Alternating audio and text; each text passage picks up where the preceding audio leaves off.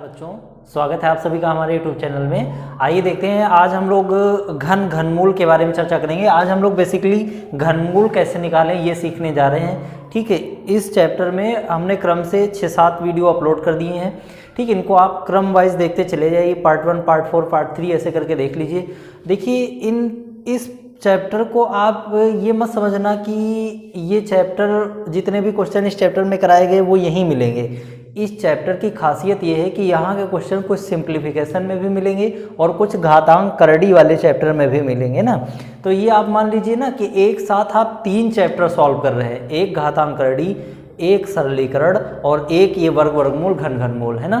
तो तीनों में कॉमन क्वेश्चन होते हैं, वही इसीलिए थोड़ा सा टाइम लग रहा है। एक भी क्वेश्चन हमने छोड़ा नहीं है। आपके बुक के जितने भी टाइप बनते हैं सारे हमने करवा दिए हैं।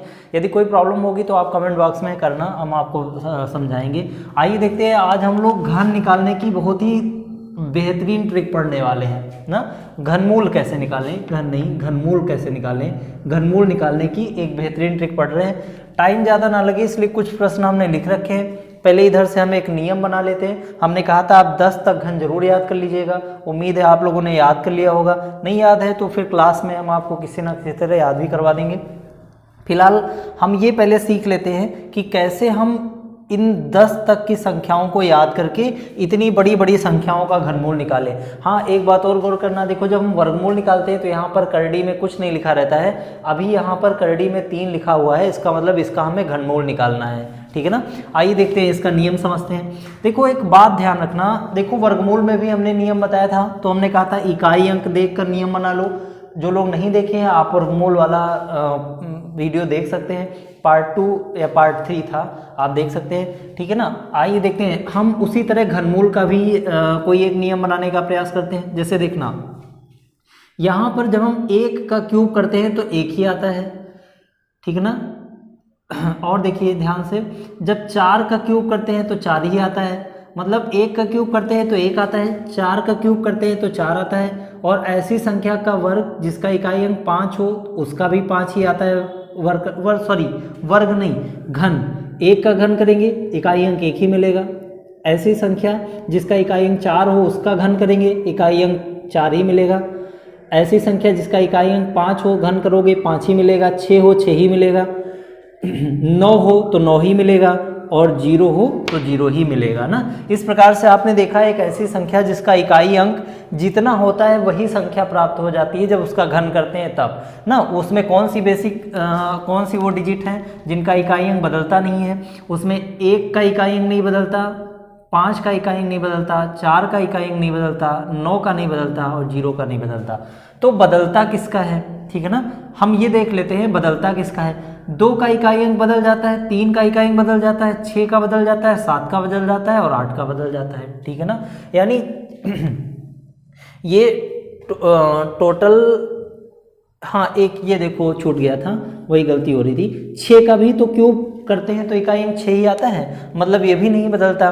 तो आपने देखा कि केवल 2 डिजिट ऐसी हैं जो ऊपर चेंज हो जाती हैं और 2 डिजिट ऐसी हैं जो नीचे चेंज हो जाती हैं। कौन कौन सी? 2 और 3 चेंज हो जाता है। 2 किस में चेंज होता है? 8 में। 3 किस में? 7 में। और आप देखिए 7 किस में? 3 में। और 8 किस में? 2 में। यानी हम आपको एक नियम यहाँ पर बताना चाह रहे हैं। जब आप 2 का क्यूब करते हैं तो वो 8 में बदल जाता है और जब आप 8 का क्यूब करते हैं तो वो आपने देखा 2 में कन्वर्ट हो जाता है। यानी हम एक नियम समझे यहाँ से, जब 2 का क्यूब करना होगा तो 8 कर देंगे, 8 का क्यूब करना होगा तो 2 कर देंगे। यानी जो ऐसी संख्या दी होगी जिसका घन हमें निकालना है तो 2 की जगह पे 8 लिखा जाएगा। लेकिन ऐसी संख्या जिसका घनमूल हमें निकालना है और इकाई अंक 8 मिल गया तो हम उसका इकाई अंक 2 लिख देंगे। क्यों? क्योंकि 2 8 में परिवर्तित होता है, 8 2 में परिवर्तित होता है। सेम उसी तरह 3 7 में परिवर्तित होता है, 7 3 में परिवर्तित होता है। 3 7 में 3 7 में और 7 3 में ना, ये दोनों संख्या आपस में। बस यही नियम है जो हमें सीखना है। एक बार फिर से रिपीट कर लेते हैं। केवल 2 संख्याएं आपस में चेंज होती हैं, 2 और 8 और 3 और 7। 2 8 आपस में, 3 7 आपस में ना। अगर इकाई अंक 3 मिलेगा तो हम 7 लिख देंगे, 7 मिलेगा 3 लिख देंगे, 2 मिलेगा 8 लिख देंगे, 8 मिलेगा 2 लिख देंगे। इस प्रकार से हमें इस प्रश्नों को सॉल्व करना होता है, ठीक है ना। इनके अलावा कोई भी संख्या लिखी गई होगी तो हम वही संख्या ही लिख देंगे। कोई भी संख्या लिखी हो, 1 लिखा होगा तो 1 ना, और 4 लिखा होगा 4, 5 होगा तो 5, 6 होगा तो 6, 9 होगा तो 9 और 0 होगा तो 0। इस प्रकार से हमारा नियम ये बना कि 2 का घन करने पर 8 और 3 का वर्ग करने पर घन करने पर 7। अब आइए जरा हम प्रश्न सॉल्व करने का प्रयास करते हैं तो हमें पूरी बात समझ में आए कि हम इतनी देर से समझा क्या रहे थे। देखो यहाँ पर लिखा हुआ है कि इस संख्या का घनमूल ज्ञात कीजिए। घनमूल हमें इस संख्या का निकालना है तो देखना पड़ेगा इकाई अंक क्या लिखा हुआ है। इकाई अंक 4 लिखा हुआ है, तो जरा यहाँ पर देखिए इकाई अंक 4 घन में कब मिलता है, जब हम 4 का ही घन करें तब इकाई अंक 4 मिलता है। इसका मतलब जो इसका फाइनल आंसर आएगा उसका भी इकाई अंक 4 ही होगा। और 1 अंक मिलने के बाद याद करो, वर्ग में हमने कहा था 2 अंक काट देते हैं, लेकिन घन में हमेशा 3 अंक काट देते हैं। अब बचा क्या, 2। तो 2 आपको देखना है किन 2 संख्याओं के बीच पड़ेगा, तो 2 1 और 8 के बीच पड़ेगा। और 1 और 8 का मतलब 1 और 2, और 1 और 2 में जो छोटी संख्या हो वही आप लिख दीजिए। तो 1 और 2 में छोटी कौन सी संख्या है, 1। इसका मतलब 14 ही हमारा फाइनल आंसर है, ठीक है ना।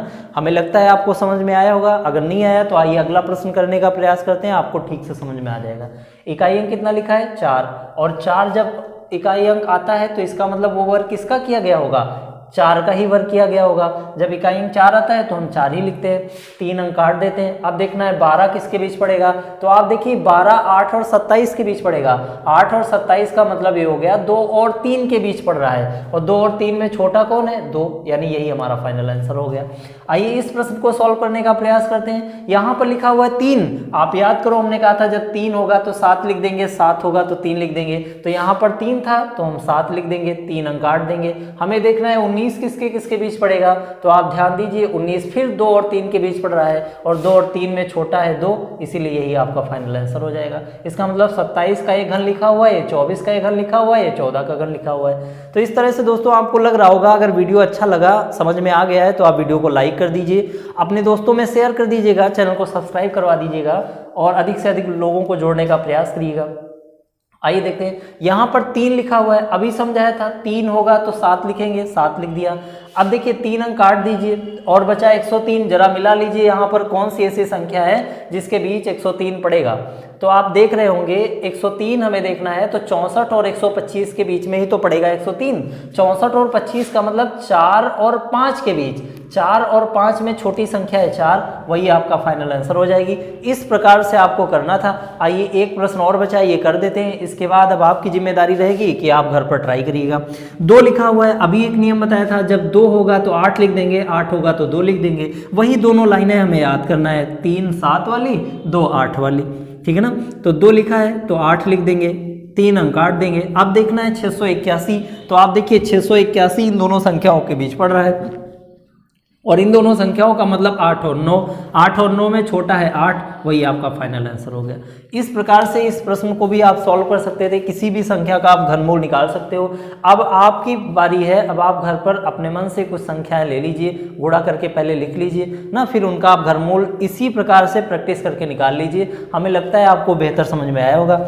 अब इसके बाद आइए देखते हैं, यहाँ से कुछ क्वेश्चन हमारे एग्जाम में पूछ लिए जाते हैं घनमूल पर रिलेटेड, तो वो क्वेश्चन भी सॉल्व कर लेते हैं, बस ये चैप्टर खत्म हो जाएगा, ठीक है ना। तो आइए देखते हैं नेक्स्ट टाइप।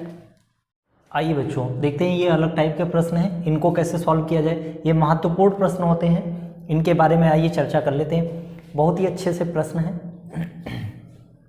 ठीक है ना।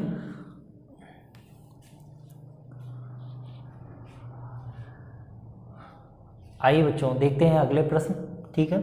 देखो इस प्रश्न की शुरुआत करें तो देखो पहले तो हमें इस संख्या का घनमूल पता होना चाहिए। देखो इस संख्या में कहीं भी नहीं लिखा हुआ है कि इनका आप घनमूल निकालिए, लेकिन जब तक हम इन संख्याओं का घनमूल नहीं जानेंगे तो हम सॉल्व नहीं कर पाएंगे। लेकिन अब समस्या ये है कि जो हमने आपको घनमूल निकालना बताया था वहाँ पर ऐसी दशमलव संख्याओं का घनमूल करना नहीं बताया था। तो उसके लिए आइए थोड़ा सा कुछ सीखते हैं। यहाँ पर जो संख्याएँ दी गई उनका आप घनमूल डायरेक्टली आप निकाल लीजिए, और आप दशमलव को ध्यान ही ना दीजिए ना, दशमलव को बिना ध्यान दिए आप इनको सॉल्व कर लीजिए। हम इस संख्या को अलग से यहाँ पर सॉल्व करके दिखा दे रहे हैं कि कैसे आप इसका घनमूल निकालेंगे। जैसे मान लीजिए कि ये संख्या हमको दे दी गई थी, और अभी हम ध्यान देंगे कि दशमलव यहाँ पर नहीं लिखा। मान लीजिए कि हम ये मान लेंगे कि यहाँ पर दशमलव ना लिखा होता तो हम इसका वर्गमूल कितना निकालते, घनमूल कितना निकालते। तो देखो यहाँ पर 6 लिखा हुआ है, आपको याद हो हमने कहा था जब 6 लिखा होगा तो 6 ही आएगा, केवल 2 संख्या बदलती थी, कौन सी? 2 8 में, 8 2 में, 7 3 में, 3 7 में, ठीक है ना। यहाँ 6 लिखा है तो 6 ही रहेगा।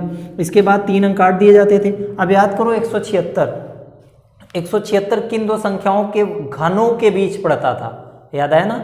176 किन दो संख्याओं के घनों के बीच पड़ेगा, तो आपको याद हो तो 5 का वर्ग हमने बताया था 125, 5 का घन बताया था 125 और 6 का घन बताया था 216, याद है? तो अगर आप 176 को देखें तो इन्हीं दोनों के बीच तो पड़ रहा है, इन दोनों में छोटा कौन है? 5, इसका मतलब ये 56 का घन लिखा हुआ है, ठीक है ना, ये 56 का घन लिखा हुआ है। अब हम ये करेंगे, हम देखेंगे कि इसका मतलब यहाँ पर भी 56, यहाँ पर भी 56, यहाँ पर भी 56 प्राप्त होगा, लेकिन यहाँ केवल 56 नहीं प्राप्त होगा, यहाँ पर दशमलव भी प्राप्त होगा, तो हम 56 लिखेंगे। फिर इसके बाद आइए जरा समझाते हैं। जैसे यहाँ पर देखिए जो संख्या लिखी हुई है उसमें कितने अंक के पहले दशमलव है? 3 के पहले। तो आपको याद हो हमने कहा था वर्ग में जब 2 के पहले लगता है तो जब उसके वर्गमूल को निकालते हैं तो 1 के पहले दशमलव लगा देते हैं। सेम वैसे यहाँ पर भी, यहाँ जब 3 के पहले लगा हो तो हम 1 के पहले दशमलव लगाते हैं। यहाँ पर देखो 6 के पहले लगा है तो हम 2 अंक के पहले लगाएंगे। यहाँ पर देखिए 9 डिजिट के पहले दशमलव लगा है तो हम 3 डिजिट के पहले दशमलव लगा देंगे। हमें लगता है कि आप ठीक से समझ पाए होंगे। आइए देखते हैं, हम अब इस प्रश्न को पूरी तरह से सॉल्व करने का प्रयास करते हैं। तब तक हम इस प्रश्न को हटा दे दें, ये आपके लिए होमवर्क है, आप हमें सॉल्व करके बताइएगा। हम इस प्रश्न को करके बता दे रहे हैं, ठीक है ना। एक में ही समझ में आ जाएगा, विधिवत समझ में आ जाएगा, आप टेंशन बिल्कुल न लीजिए, ठीक है। आप करके बताइएगा हमें, ठीक। तो इसको हम हटा देते हैं क्योंकि स्पेस चाहिए ना हमें, ठीक है। देखो अब इसका जब आप वर्गमूल निकाले थे, घनमूल निकाले थे, तो आपने देखा था 56 आया था, यहाँ पर भी 56 आया था, यहाँ पर भी 56 आएगा ना। फिर देखो यहाँ 3 डिजिट के पहले दशमलव लगा है तो 1 डिजिट के पहले लगा दीजिए। यहाँ हमने देखा 6 डिजिट के पहले दशमलव लगा है तो 2 के पहले लगा देंगे। लेकिन यहाँ पर 9 डिजिट के पहले लगा है तो हमें 3 डिजिट के पहले लगाना होगा, लेकिन यहाँ डिजिट 2 ही दी हुई है तो एक जीरो बढ़ाकर हमें 3 डिजिट बनाना होगा। अब दशमलव लगाएंगे यहाँ पे, ठीक है ना। और बीच में प्लस था इसलिए हमने प्लस लगा दिया।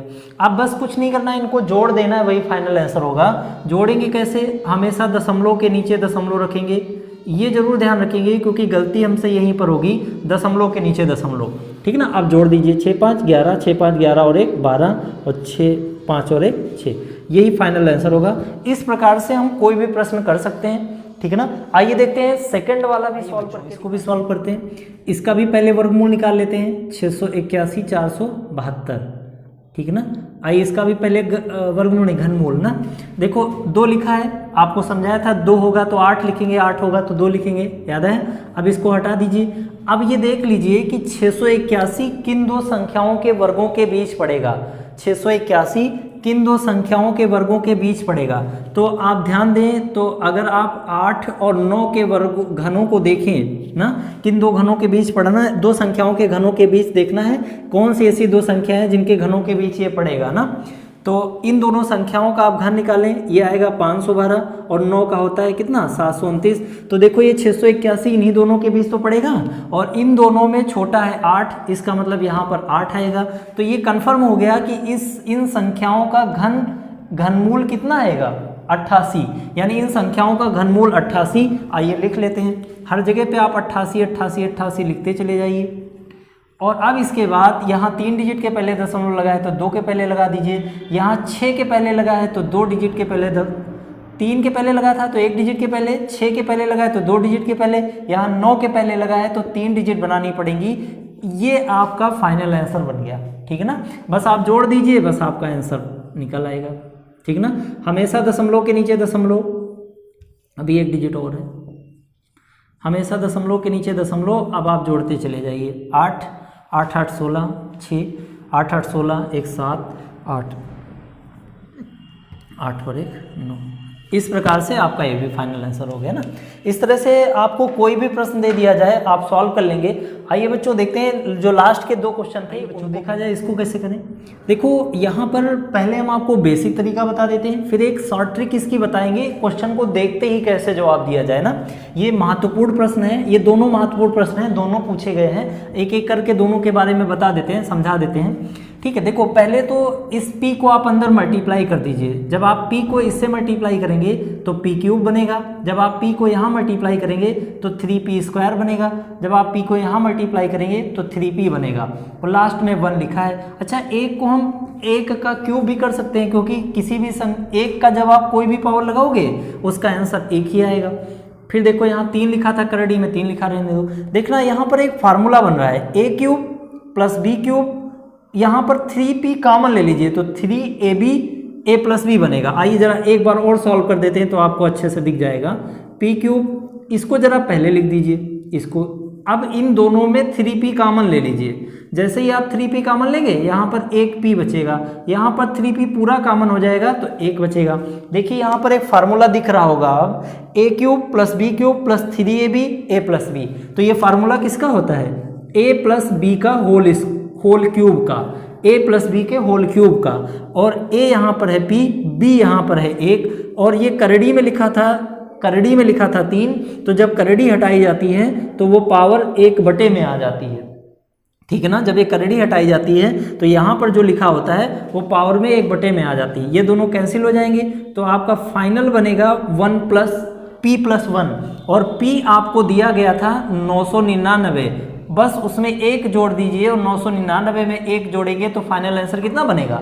1000। यही आपका आंसर है। इसी तरह हमें ये एक बेसिक प्रोसेस है, लेकिन हम लोग इस तरह नहीं करेंगे क्योंकि ये तरीका तो सभी लोग लगा रहे होंगे प्रश्न में, हमें कुछ अलग करना होगा। तो देखो इसकी बेस्ट ट्रिक ये है कि आप कुछ ना करना, डायरेक्टली जो संख्या दी गई होगी उसे में आप 1 प्लस कर देना, वही फाइनल आंसर हो जाएगा ना। और आप अगर ध्यान दें तो देखो लास्ट में हम जोड़ ही तो रहे हैं 1, वही तो हमारा आंसर है। तो हम इतना जो स्टेप हमने किया है वो फर्जी है, कोई मतलब नहीं, हम कभी नहीं करेंगे। हम सीधे इस प्रकार का प्रश्न जब दिखेगा तो जो संख्या दी होगी उसी में 1 जोड़ देंगे, वही हमारा फाइनल आंसर हो जाएगी। तो हमें लगता है कि आपको समझ में आया होगा। जो दूसरा वाला प्रश्न हमने लिख रखा है उसमें कुछ नहीं है, बस p का मान इतना दिया हुआ है, इसी का मान पूछा गया था। दोनों प्रश्न आपके एग्जाम में आए तो कुछ नहीं करना है, 125 था +1 कर देना, 124 था +1 कर देना, 125 आपका फाइनल आंसर हो जाएगा ना।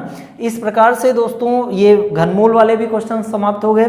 ठीक है, इस चैप्टर को आप केवल एक चैप्टर में समझना, 3 चैप्टर के बेसिक कॉन्सेप्ट क्लियर हो गए हैं। घातांक करड़ी, वर्गमूल, घनमूल और सरलीकरण ना। अभी उन चैप्टरों को भी पढ़ाना पड़ेगा, लेकिन उनके ये कुछ अंग हैं जो क्लियर हुए हैं। ठीक है ना, तो उम्मीद करते हैं दोस्तों आपको समझ में आया होगा। यदि वीडियो अच्छा लगा है तो लाइक, शेयर और चैनल को सब्सक्राइब जरूर करना। ठीक है ना, तो ठीक है दोस्तों, मिलते हैं नेक्स्ट वीडियो में। तब तक के लिए नमस्कार, थैंक यू वीडियो देखने के लिए।